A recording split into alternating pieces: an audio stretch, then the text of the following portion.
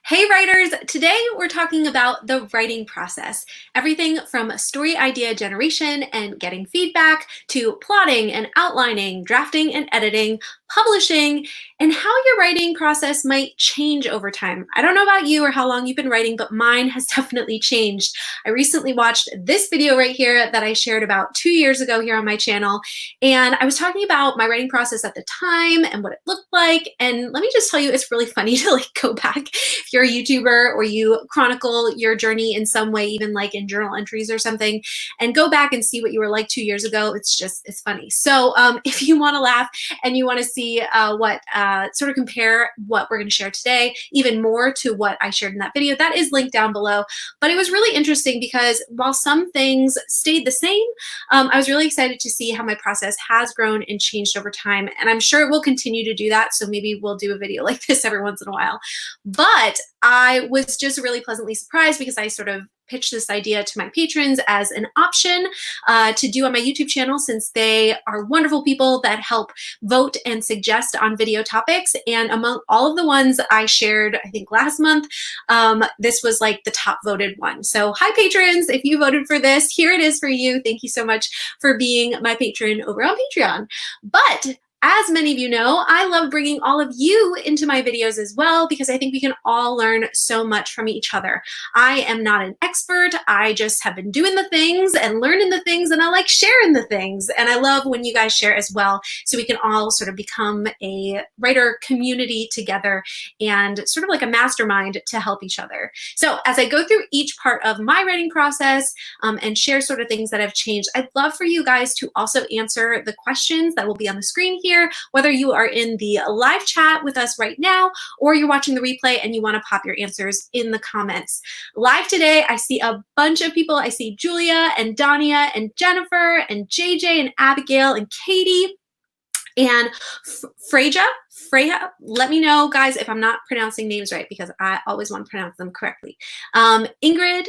And yeah, you guys, I'm super excited. Let's just get into it. Hi, Anna. First, this is the first question I want you guys to answer in the comments, and then I'm going to answer mine. But for story ideas, how do you come up with your story ideas? Or when you're trying to brainstorm one because you want to start a new story, but you don't know what to do it about yet, how do you go about doing that? We'd really love to know. And hi, Mary. And I'm going to start off by sharing mine, and then I'll read some of your comments and we'll keep going. So for idea generation, if you watch that video from 2018, basically I started around like what genre I wanted to write in, and then sort of like really centered on plot and like world building and all that kind of stuff. And all of that is really great. But now in 2020, I've added a few more things that I'm just really, I try to make sure I'm really good about figuring out in the story idea generation phase.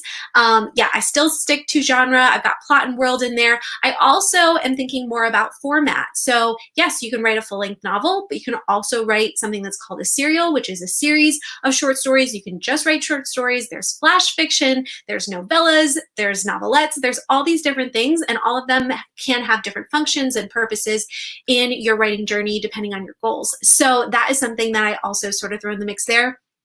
And then I am trying really hard to also nail down in the beginning what is the theme of my story and the internal journey of the main character, and sort of generating ideas around that, because I can be so plot driven and so like, ooh, shiny thing in the plot, that sometimes it takes me a while to figure out, okay, what is the internal journey that's really going to connect with people.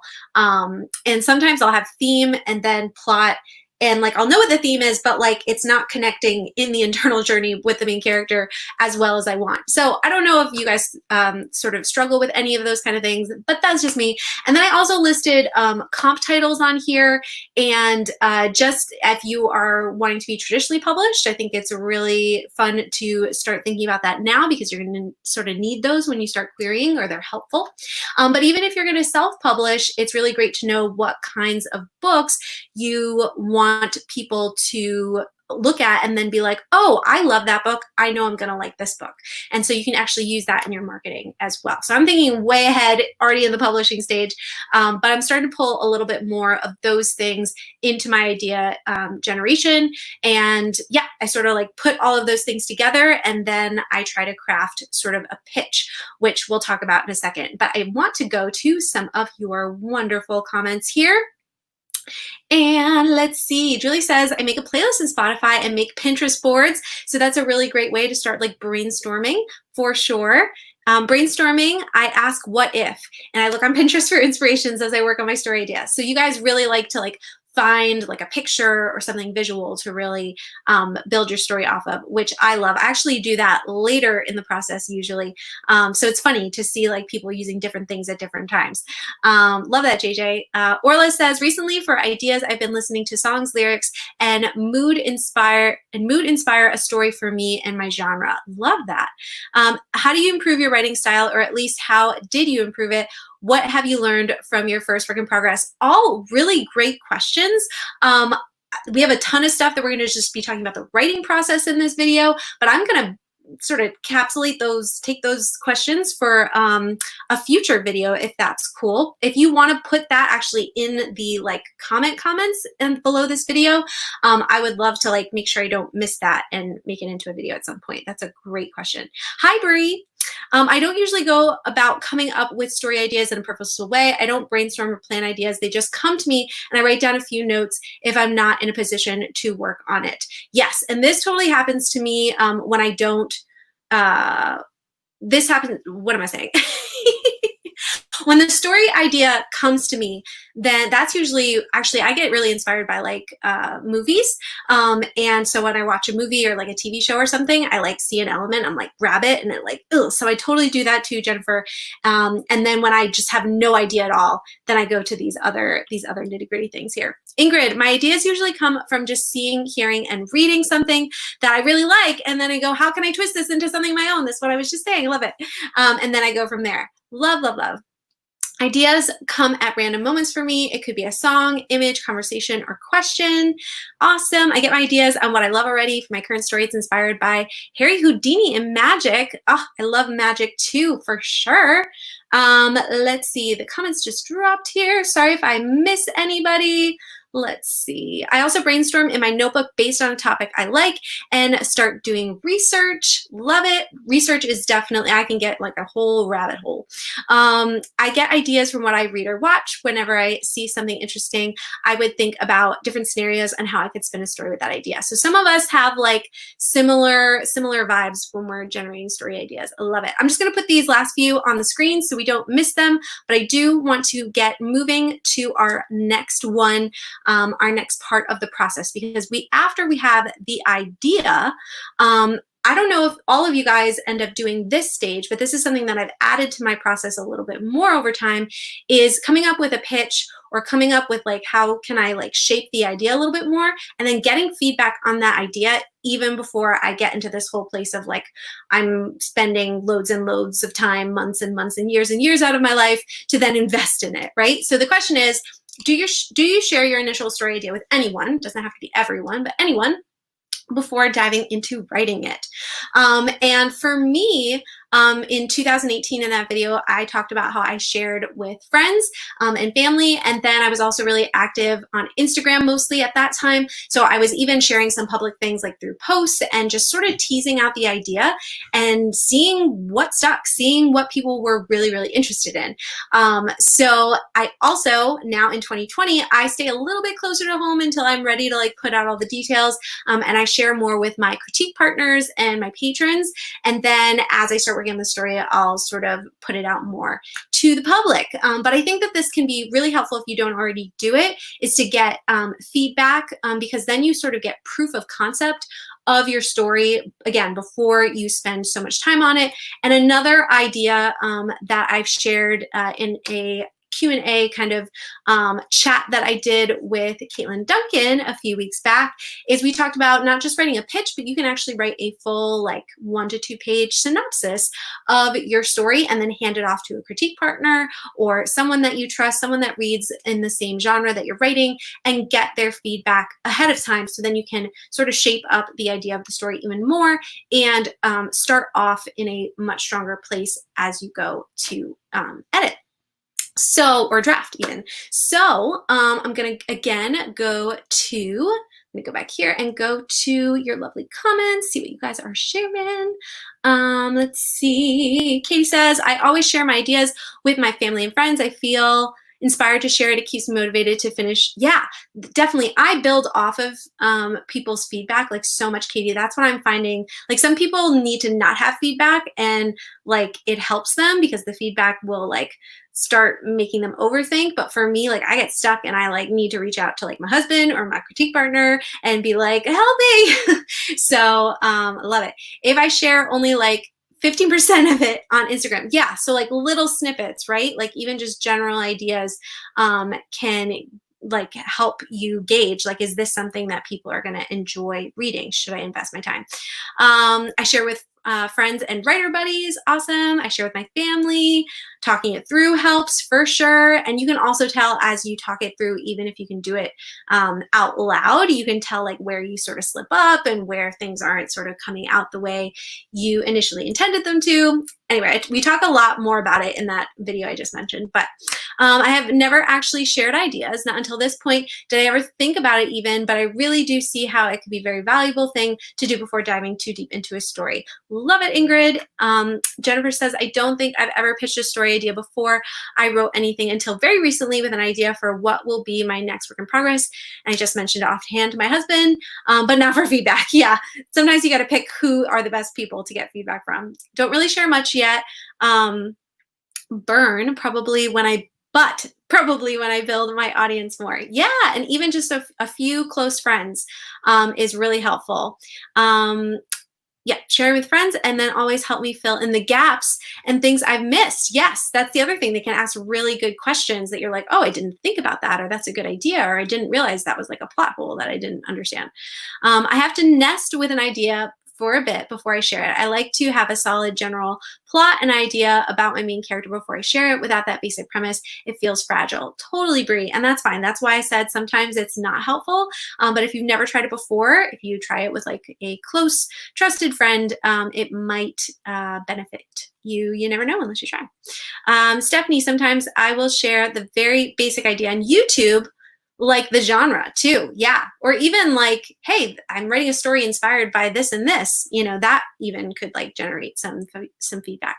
Usually don't share it with anyone, maybe my husband, but I love the idea of sharing the pitch and getting feedback. Totally. And then you know too that you already have something as you craft it and work on it that you could, if you're looking to get traditionally published, you could use for like PitMad on Twitter, or you could also use it like if you want to put it on your author website to sort of generate interest around it. Yay, I'm so glad you love this. I share the idea with my hubby and CP and they help me brainstorm. Yes, the brainstorming process is so good. Yes, I figured it out, Anna, it's totally fine. All right, let's keep going because there's so much more to talk about. Let's talk about organization. This is one of my favorite topics, but how do you organize your ideas and the details for your story? What tools do you use? And real quick for me, I used Evernote and then a succession of other kind of note-taking things and note organizing software. I was using Pinterest boards. So once I have my idea, that's where then I start like searching for things that like sort of encapsulate my idea and create like boards upon boards of like things for characters and different fantasy like creatures and all kinds of stuff. So that's really fun. And then I had a series Bible, and at the time it was in a physical binder. So I created templates of like questionnaire kind of things for like the world and the characters and all this different kind of stuff. And then I would fill it out and keep it in a binder.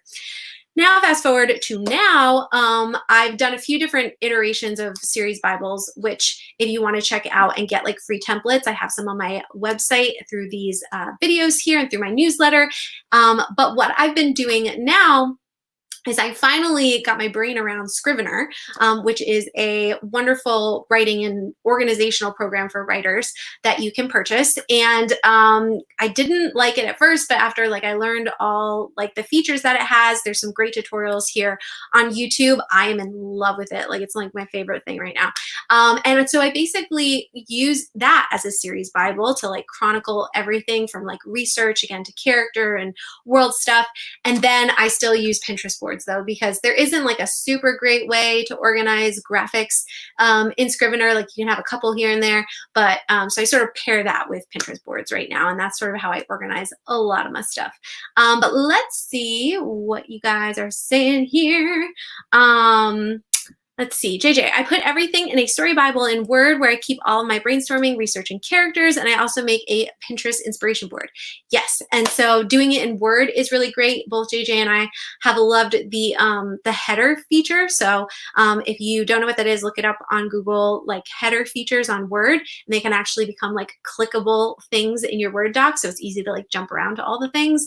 Love it. Jennifer says, I definitely don't organize until I have a fair bit written, because she's more of a pantser and need a way to keep track of things. Previously, I just used Word docs, but I started using Scrivener as a series of story Bible. Awesome. Yeah, and so again, like I'm sort of going through it chronologically, the process as I do it, and you might flip some things around. You might not do all the steps. You might have other steps. So definitely keep sharing, guys. Just know that, yeah, what I'm sharing is it works for me and what I've been doing. And hopefully, if any of you are like struggling through things, there's some things in here that you can be like, maybe you can try that. Bree says, I keep all my organizing info in Scrivener, which is just an absolute godsend. Yes. Before that, it was just a mess of sticky notes and whiteboard scribblings. Yes. Oh my gosh. All the notes. It's like, which notebook did I put that in? Leanne says, I use character and story templates that I made to see how much of an idea I have. Yes. I organize my story by watching your series Bible video. Yay, Katie. It truly helped me keep my story organized. I also love Pinterest and keeping a specific journal for notes. Yeah, sometimes I just need like a physical, like a piece of paper, like I need to get off the screen to like jog my brain a different way. So I totally get that. I hadn't thought to use Pinterest. I usually just write down ideas in my notebook and use Google Docs to write. Yeah, if you like Pinterest at all, I would definitely check out some writers who are on there. You can check out mine and see how I've organized it if that's helpful. But I'm like, even though I'm a writer, I'm like so visual. It's so helpful. I write everything in a notebook. I like to dedicate one notebook to each project. So my notebooks are very messy with a lot of back and forth, but I realize that is how my mind works best. Yes. And so whatever works for you. I moved my series Bible to Scrivener. Yay. Let's see. Google Docs. Yes, that's something that I've moved more to as well. Saving HTML files in a folder, doc with random things like scenes, twists, dialogue, and ending ideas. So fun. Organization, what's that? Mostly I just word vomit on my dedicated notebook. And that's fine. Totally fine. Oh, you guys have so many ideas. I'm going to put some more on the screen here. We got Pinterest, we got Scrivener, we got Trello. Yes, if you don't know about Trello, I have a video all about Trello and how I use it to sort of structure stories, but also edit. And so if you want to check out Trello, you can check out that too. Pinterest boards, story Bibles. Yeah, so hopefully you guys, I'm just going to pop these up here so that you can see it. Campfire, that's another thing that you can check out. I'm really struggling with organization. I put all my notes in notes on my phone and keep other notes in Scrivener and sticky notes. I need to get better at this. That's fine. No worries. Sometimes it's going to take, yeah, Jennifer's like, same. Oh, that was for someone else. But yeah, I love how like everybody just has their own way of doing it. And again, hopefully we can just learn from each other as we go. But yeah, if you want to check out templates, you can check out these videos. They'll be linked below. Oh, and I'm also, I have a note for myself that in a couple weeks, I'd like to do like a deep dive into Scrivener here on the channel and show sort of how I'm using it as a series Bible. So if you're interested in that and seeing someone's take on that, definitely let me know that in the comments.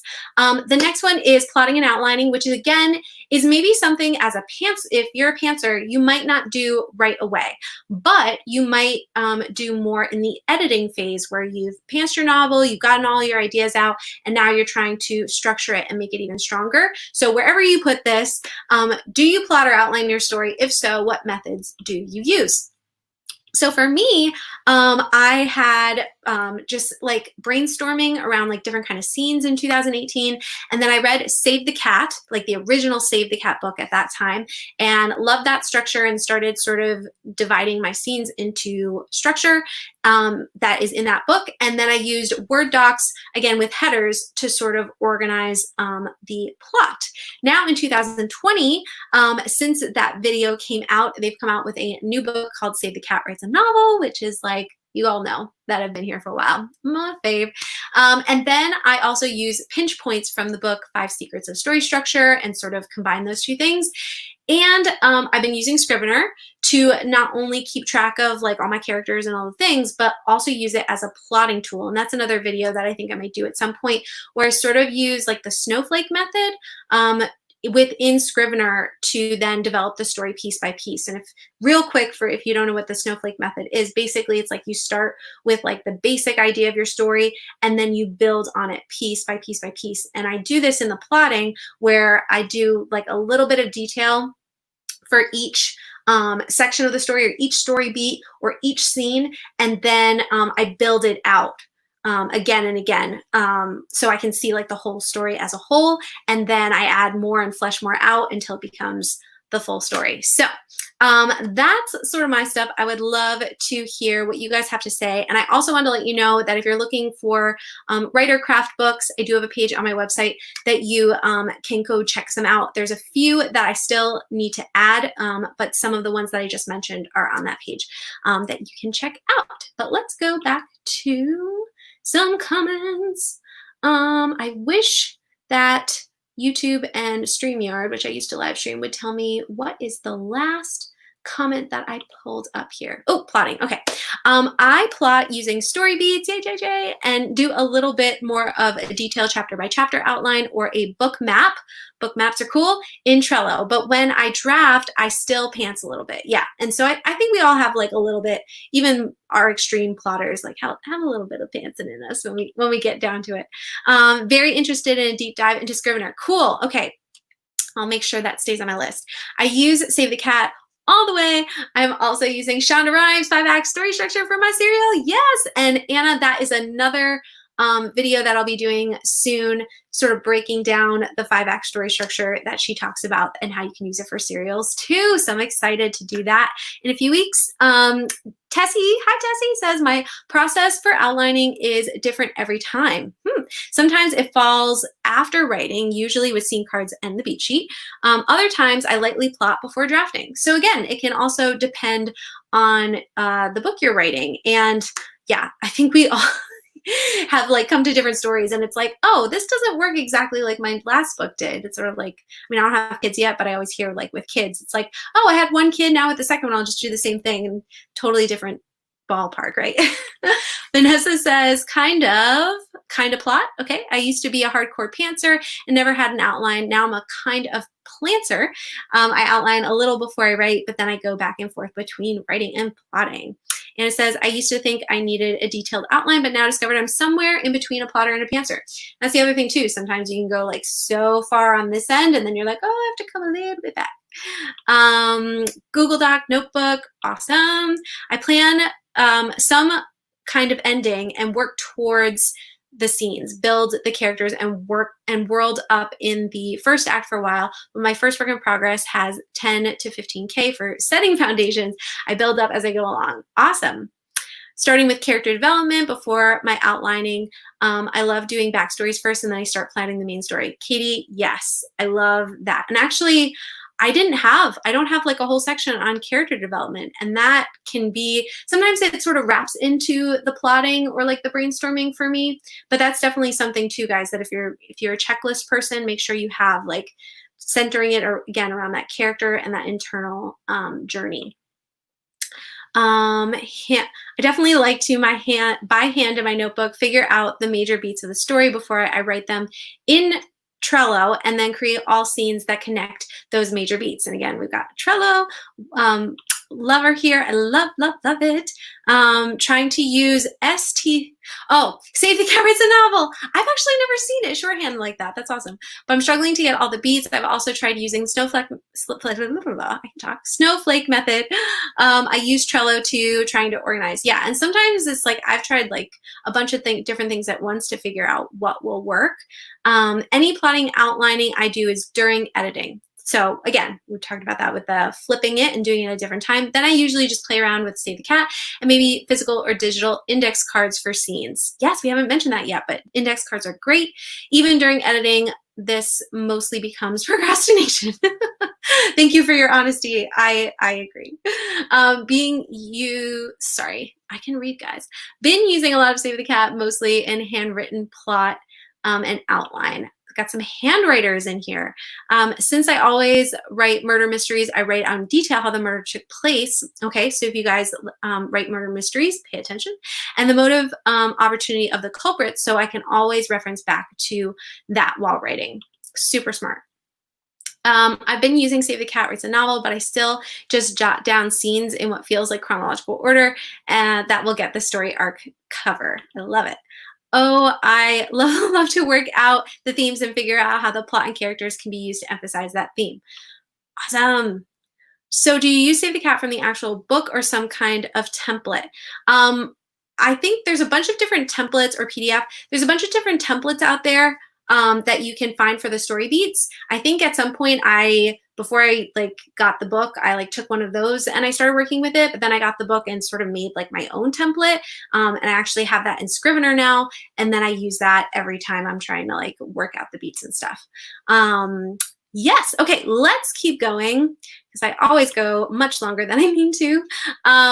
Let's talk about drafting.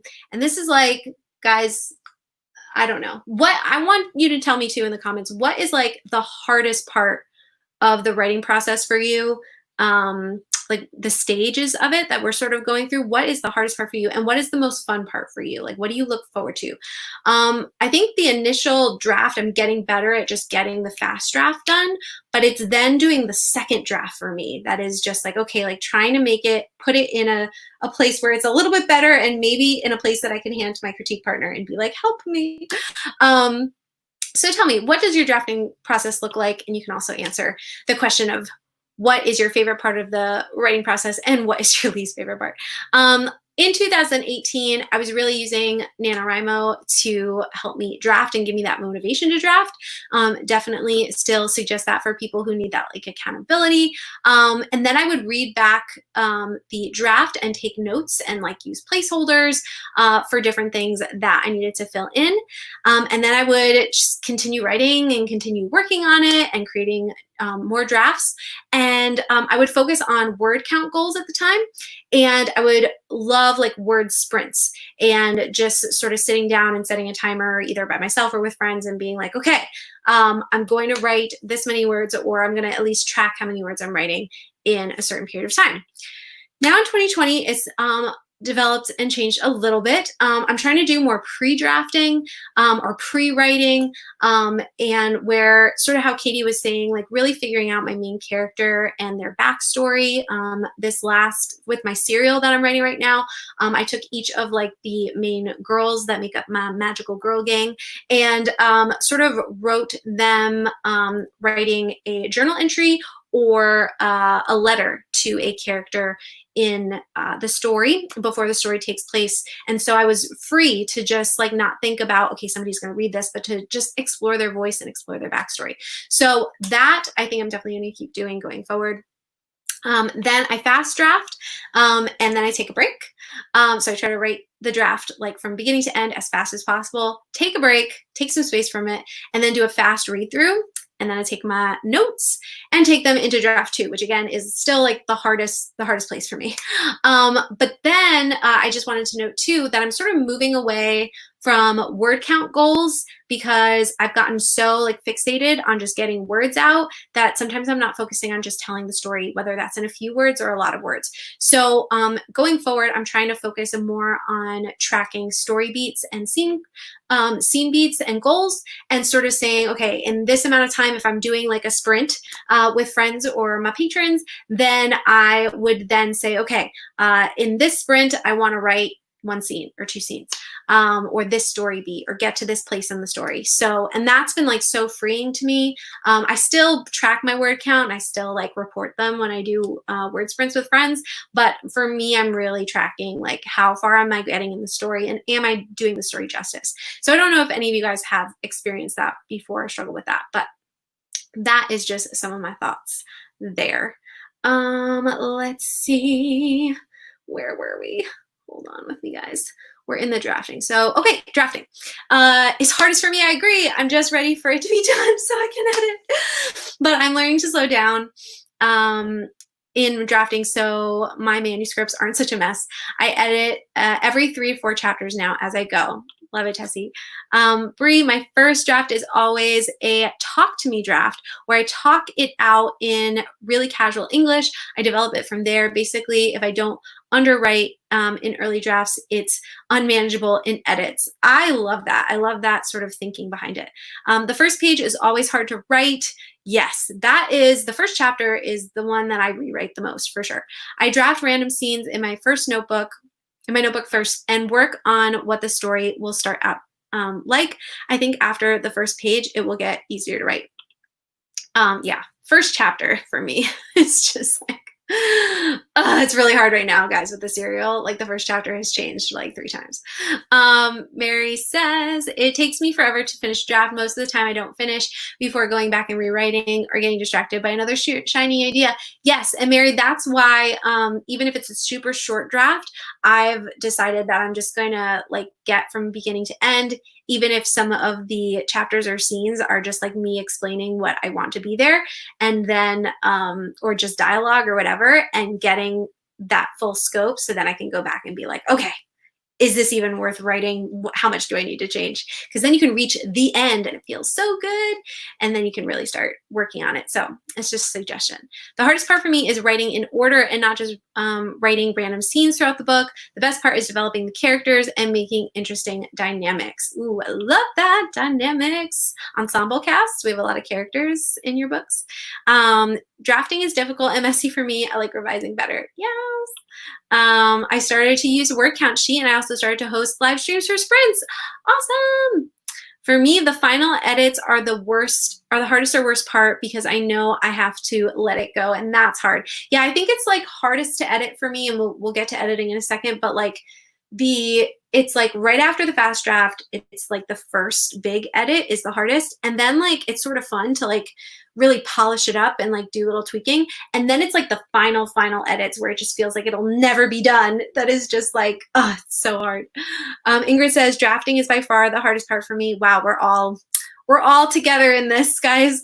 I don't understand why it's so hard, but it's a struggle for me to stay motivated and confident throughout this stage. Yes, and that's why we need each other. We need the encouragement. Ingrid, I hope our Patreon group has been helping you, friend. Jennifer, drafting is the most fun for me because I just write the parts that I want to write, no plotting or outlining. So my drafting usually consists of a lot of disjointed parts of the story. Yes, and that's what I feel like my pre-writing is sort of like too. So the next draft is the most difficult for me because I have to connect the various scenes I've written and make everything make sense, right? So it's moving from that like, you know, sort of dumping everything out to like, how do I build something out of this, right? I get stuck at the beginning of the novel because I get writer's block, but getting better. Yes, that's all we can do, Beth, is just keep stepping forward. Fast drafting is the best way to get to the end. With that, then I can write something like an outline and start the first draft. Awesome, Anna. Leanne says, drafting has been messy for me and going slower than I would like, but getting there bit by bit. Agree. We're going to get into editing in a second, Ingrid. It's so satisfying to fix my awful first draft, like putting the pieces of a puzzle together. Eventually, you'll start to see the whole picture, and that is the best feeling. I so agree. Giving the reader a bunch of information without info dumping is the hardest part in the first draft. Yes, Elise! Checking the boxes, but making it organic kills me, but necessary. We are soul sisters, let me tell you, because I'm in the same boat. Beth says, drafting has been hard for me, such as the first chapter, because I struggle to get it started, and writer's block also. Agreed. Vanessa, I have a mixed relationship with drafting. The first draft is really hard for me, but it's my favorite part of the process. Weird. It's like rewarding because it's hard. Is that it? 34 people are watching, but there's only 8 likes. Come on, people. This is awesome. Thank you. Poisoned Nightcore. Do you have a name that I can, like a first name or a nickname I can call you? Thank you so much. I would just definitely hit the like button, because you guys actually hitting the like button, and if you want to actually share like a screenshot of what you're seeing right now, like on Instagram or the link on Twitter, I would love for more people to know that we do this actually every Wednesday at 5 p.m. right now at Eastern Standard Time, and we talk about all kinds of things every week. So thanks so much. All right, let's talk about feedback and editing. Then we're going to talk about publishing, and then I got a few announcements at the end, so stick with me. But feedback and editing, what does your editing process look like? How do you go about getting and incorporating feedback? So for me, when I was recording my last writing process video, I was not yet at the like full-on editing stage. I was still finishing up my first real like readable draft. But now this is sort of my process. First, I give some kind of readable version, probably with still a lot of notes and still really messy, to my critique partner, which is like my lifeline. Bethany Atazada and Bruna Reese, they are amazing, and I have them read, and I get feedback, and then I do an edit. And then I get beta feedback, and sometimes I do this a couple different times with a couple different rounds, and then I edit. And I haven't gotten to this stage yet, but I'm about to, hopefully soon, working with a professional editor and then getting feedback. And doing the edit. And if you are looking at, hey, I don't have a critique partner, I don't know anything about beta readers or how to run them, or they're intimidating, you know, or I'm stuck in my like sort of revising and I don't sort of know how to take the feedback I've gotten and how to like apply it. We all struggle with this. I still struggle with this, but in the videos on this page on my website, I sort of outline some of the things that have been really helpful for me. And I have that whole beta reader section is like a whole sort of workshop on how I did my first round of beta readers. I've still learned even more since that time that I'll probably like do an updated like video to be like, these are some of the things I've tweaked and done differently. But if you need a place to start, hopefully those are helpful to you guys. Okay, so Nori, okay. Nightcore Nori. That's how I'm going to remember. Nori. I love that name. Hi.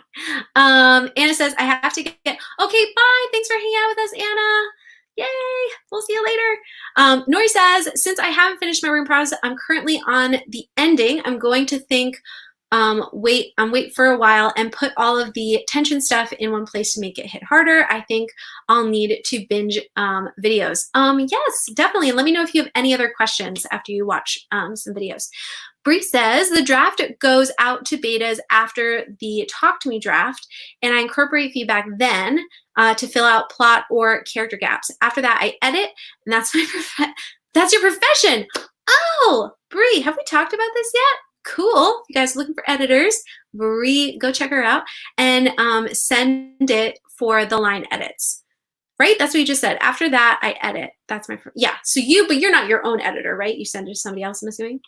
That's the only comments I'm seeing right now. So I'm going to move on just to get us moving, but you guys can still let me know how editing and all that kind of stuff goes for you. And let's just touch on drafting, because I do want to wrap this up semi-soon. Again, I can just go on forever. But publishing, what does your publishing process look like, or what do you hope it will look like? Are you planning or have self-published, traditional published, or hybrid published, which is sort of like some of your projects are self-published and some of them are traditionally published. So for me, obviously I hadn't been at the publishing process yet either, but I'm actively moving into that publishing stage right now with my serial that I'm writing. I still am learning a lot from friends who are published and other resources. So again, with everything, I don't know everything. I'm not an expert, but I'm going to share some thoughts that I have, and I'd love to hear your guys' thoughts and tips as well. But as far as my goals for publishing, I'm currently shooting to hybrid publish. So right now I have a full-length novel that's a little over 100K that I am polishing up, and one agency has already seen it, but I'm going to be querying some more. And I also have another project that I'm working on, Project Snow, that would really be a standalone. Ash and Dust is a duology, a planned duology, and so my thinking with that is it might end up being self-published because I really want that second book to be a thing. So I'm sort of back and forth about it, but Project Snow is definitely right now a standalone. And that's the thing with traditional publishers and agents. They can't guarantee that you're going to have a sequel. So right now Project Snow is a standalone. So I think that that would be really good to focus on traditional. Ash and Dust is sort of in the middle. And then I have my serial that I've been doing videos about the last couple months now to sort of publish a serialized fiction with a bunch of short continuous stories about my magical handmaidens. And actually, if you want to check out anything about that, there's a whole playlist link down below that you can check out. And yeah, you can sort of follow the journey and learn. Again, if you haven't gone into the publishing process, you can learn from me in the sense of probably all the mistakes I'll make, but also the things I learn as I go through that. So that is coming up as well. Let me check out the comments a little bit. Let's see. Beta stage is nerve-wracking, but it's one of my major goals this year. Yes, Ingrid, even if, you know what I'm just going to say real quick, Ingrid, is that I think the next time I do betas, I'm even going to just start with like 2 or 3 just to like get all the big stuff addressed generally. And then when I feel like I've gotten into a better place, then open it up to like a bigger pool where they can really get nitty gritty about some stuff. That's one thing that I think I'm going to change about my process going forward. So I don't know if that makes you feel any better, Ingrid, to have like just a couple people at first. Jody, hi. My relationship with NaNoWriMo has changed, and so has my desire to publish. I still do the Camp Nano and Rimo, but I don't stress for the 50,000 goal, and I still want to self-publish. Yeah, and that's the thing. Like, there's shorter stories that you could publish too that are less than 50K, and that's something that I hadn't thought about before. Hybrid, cool. High five. Lee Ann would like to self-publish. I send it to my CPs first, and then I implement her feedback before I send to beta readers. I hope to traditionally publish. Yeah, JJ's got all the agent querying kind of tips going on her Instagram right now. I'm loving. Bree says, I'm self-publishing the first episode of my serial in October. Bree, I can't wait to read it. I've already got my covers commissioned and all my marketing stuff lined up. I'm so excited for you. I can't, please. Yes, tell me all the things as it happens. Jennifer, hoping to traditionally publish, but have been considering different projects that I might work with self-publishing. Yep, and that's the thing. Like, while you're working on one, you could be doing something for the other. Heather says, I would love to become a hybrid. I'm currently planning on self-publishing. Woo-hoo! Yes, congrats, Bree. Definitely, definitely. I want to be hybrid, but my current work in progress will be self-published because it's very broad in the sense that it's a ton of themes, which will be hard to put into a genre. So that's another thing that you might choose between traditional and self-publishing for those kind of reasons. Self-published for Vanessa, I just filled the LLC for my publishing company. Cool, that's great. Congratulations, guys. So many like, woo, things to celebrate. I love it. Ingrid says, I'm currently planning to go traditional, but I'm kind of interested in being a hybrid eventually. Self-publishing, it looks so fun and freeing. Yes. And I know it's going to be a lot of work too, but we'll go through it together, Ingrid. We'll buddy up and support each other. Kate Kavanaugh goes over questions to ask for betas. Yes. And yeah, so there's a bunch of videos out there that you can check and learn from for sure. Not there yet, but thanks for the awesome stream. You're welcome, Beth. Thanks for hanging out with us. Woo woo. Self-publish my novels and research traditional for the screenplays that are brewing in the back of my mind. Screenplays too. That's amazing. Cool. All right, guys. Well, we have covered basically all the main things that I usually put into my writing process. Please let me know if there's anything you feel like I'm missing. Like, I feel like before we should have had like a whole like character development section. But I also wanted to let you know that usually At this point in the stream, I'll be saying see you next Wednesday at 5 p.m. Eastern Standard Time for next week's live stream. But I am actually taking a week off of YouTube, and I'm calling it a week of Sabbath. If you don't know what Sabbath is, it's basically rest. And I've needed one for a long time. I've been putting it off for a long time, and I think it's just time. It's time for me to sort of take a break from social media and from creating content on social media platforms, so that I can step back, so that I can really focus on writing, so that I can deep clean my house. The house needs to be cleaned, you guys. And so that I can just sort of reconnect spiritually and mentally. And so if you've never planned like a break for yourself, especially like from social media or from certain obligations that you have, it doesn't have to be a whole week. It could be like just a long weekend where you do things that fill you up, that energize you, that give you life, so that you can come back with a new fervor, then I would definitely suggest it. So in 2 weeks, though, I'll be back here at 5 p.m. And I'll be sharing my 5-act story structure for serials. And it's also going to be, in Scrivener. And I'll also be doing it as a collab with my friend Jane from Fiction Technician. And she's going to be talking about how she organizes her outlining with the basic Save the Cat beats for a normal novel in Scrivener as well. So we're really, really excited about that. And if you're really bummed out that we won't be here at 5 p.m. Eastern Standard Time next Wednesday, not this Saturday, but the Saturday after, July 19th, I'll be doing a live webinar all about serials with Leanne, who's actually here in the comments, with her World Builders writing group. It's going to be a fun Zoom call. So I'm pretty sure I'm going to be seeing all your faces if you show your face. So that'll be great, because here it's like I only see the little icon and like your comment. But it'd be really cool to see you guys on Zoom if you want to join us. The registration link is in the description below if you want to register. And I'll definitely be sharing all this information about serials and answering some of your questions. So yeah, again, even though I won't be here on YouTube next Wednesday, we'll be here in 2 weeks from now. And then on July 19th, we'll also have an extra webinar if you want to come join us over there. So that'll be a lot of fun. I'm going to finish off by checking out some last bit of your comments. If you have any other questions or things you want to chat about, I'll be here for a couple more minutes. But thank you guys so much for hanging out with me every Wednesday. I hope the sort of break next week is okay with you guys and you can understand. But I am planning to come back again with fervor to keep doing live streams every Wednesday at 5 p.m. after that. So let's see. I can relate. I have a question. What website have you used to make the changing screens for questions? It looks like online PowerPoint, but I'm curious for my own streams. Of course, no, this is, so there's Google Docs. They also have Google Slides. I'm pretty sure that's what it's called. And so it's like PowerPoint, but like the Google online version. And then there's like a presenter view and you can have your notes up and stuff. And it's just, it makes my life just wonderful and helps with the visuals while we do some streaming here. So yay. Yes, and this is Leanne. She'll be hosting the webinar, and I'm super, super excited about that. Jennifer, are you going to join us in the Zoom? It'd be so fun. Come join us. JD says, today, I missed something. Today, what? Today?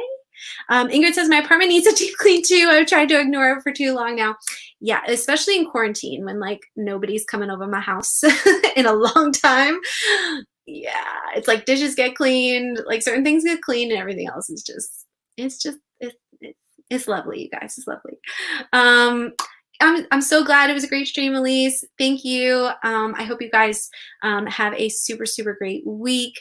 Excited to hear about your 5-act story structure. Can't wait for it. Good. I'm definitely going to check if I can attend the webinar. Yeah, that'd be so fun to have you there, Ingrid. Meant totally understand. Okay. I was like, today? What does today mean? You're so welcome, Anna. She says, I'm excited for this new serial you're working on and can't wait to read it. Enjoy the free days. Thank you. Yes. So thank you guys so much for understanding that. And it was so fun hanging out today. I'm going to close up before we're here for like an hour.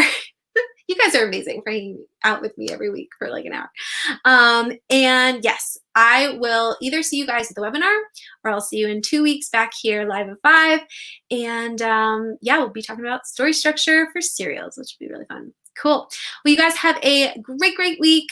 And just love you all. You all are amazing. Just saying. All right. Bye.